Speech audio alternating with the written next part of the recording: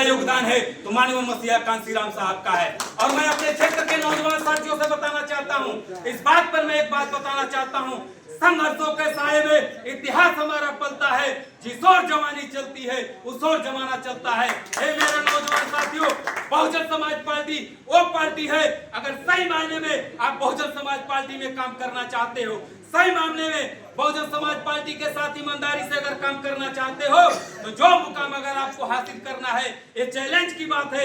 Bahujan Samaj party ने, हमारे मुन्ना राजभर जी ने एक बात को हमेशा बताने का काम करते हैं, तो थोड़ा समय बताना चाहता हूं। आप लोग मंडल कमीशन के बारे में पढ़ लीजिएगा, 1989-90 के बारे में पढ़ लीजिएगा, जो 27% आरक्षण आपको मिल रहा है, ये किसी की देन नहीं, ये मैं चैलेंज के साथ बताना चाहता हूं। अगर ये किसी की देन है, 1989-90 में अगर किसी पार्टी ने आंदोलन किया था तो माननीय मसीहा कांसीराम साहब ने किया था।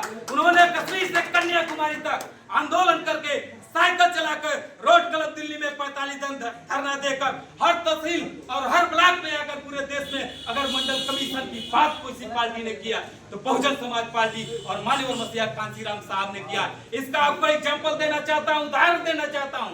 एक जोगामलो साहिब गांव मोहम्मदाबाद में पड़ता है, 4 दलित परिवार के लोगों ने पिछड़े समाज के आरक्षण के लिए अपने प्राणों की आहुति दिया है। हे मेरे राजभर समाज के हमारे भाइयों, आए इस इतिहास को आपको जानने की जरूरत है। एक बात मैं और बताना चाहता हूँ, आज जो नेता बने हैं बहुजन समाज पार्टी के नर्सरी से गए हैं, इस बात को उठाकर देख लीजिए। ओम प्रकाश राजभर से लेकर बाबू सिंह कुशवाहा से लेकर सोनेल पटेल से लेकर आपको जितने भी नेता मिलेंगे, दारा सिंह चौहान, फागू चौहान, आपको जितने मिलेंगे, रमाशंकर राजभर से लेकर विद्यार्थी से लेकर आपको जितने भी मिलेंगे, बहुजन समाज पार्टी के नर्सरी से होकर गए हैं। आज जो ओम प्रकाश राजभर जी बनते हैं, एक बात उदाहरण देना चाहता हूं, जब समाजवादी पार्टी से गठबंधन था, 17 और 18 टिकट मिलने का काम हुआ, क्यों नहीं राजभर के बेटे को विधायक बनाने का काम किए?